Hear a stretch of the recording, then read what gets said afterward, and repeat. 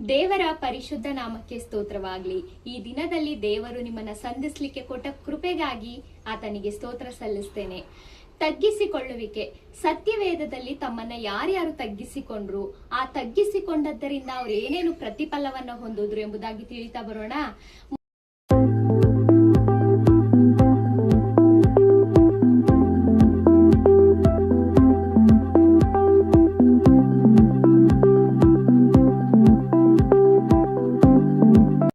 ಮೊದಲನೇದಾಗಿ ಗಿದ್ಯೋನನು ತನ್ನನ್ನ ತಾನು ತಗ್ಗಿಸಿಕೊಂಡು, ನಾನು ಎಷ್ಟರವನು, ನನ್ನ ಮನೆಯು ಕನಿಷ್ಠವಾದದ್ದು ಎಂದು ತಗ್ಗಿಸಿಕೊಂಡದ್ದರಿಂದ ದೇವರು ಅವನನ್ನ ಪರಾಕ್ರಮಶಾಲಿಯೇ ಎಂದು ಕರೆದನು.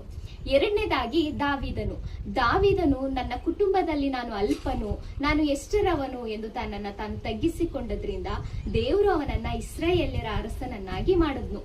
ಎಲ್ಲದಕ್ಕಿಂತ ಹೆಚ್ಚಾಗಿ ನಮ್ಮ ರಕ್ಷಕನಾದ ಯೇಸು ಕ್ರಿಸ್ತನು ಸಹ ತನ್ನನ್ನ ತಗ್ಗಿಸಿಕೊಂಡು ದಾಸನ ರೂಪವನ್ನ ಧರಿಸಿಕೊಂಡು ತನ್ನನ್ನ ಬರಿದು ಮಾಡಿಕೊಂಡು ಶಿಲುಬೆಯ ಮರಣವನ್ನ ಹೊಂದಿದನು.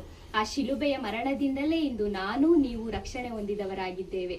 ಹೀಗಿರಲಾಗಿ ಕರ್ತನ ವಾಕ್ಯ 1 ಪೇತ್ರ 5:6 ಅಧ್ಯಾಯ ವಾಕ್ಯದಲ್ಲಿ ತಿಳಿಸುತ್ತೆ, ಹೀಗಿರುವುದರಿಂದ ದೇವರ ತ್ರಾಣವುಳ್ಳ ಹಸ್ತದ ಕೆಳಗೆ ನಿಮ್ಮನ್ನ ತಗ್ಗಿಸಿಕೊಳ್ಳಿರಿ, ಆತನು ತಕ್ಕ ಕಾಲದಲ್ಲಿ ನಿಮ್ಮನ್ನ ಮೇಲಕ್ಕೆ ತರುವನು ಅಂತ.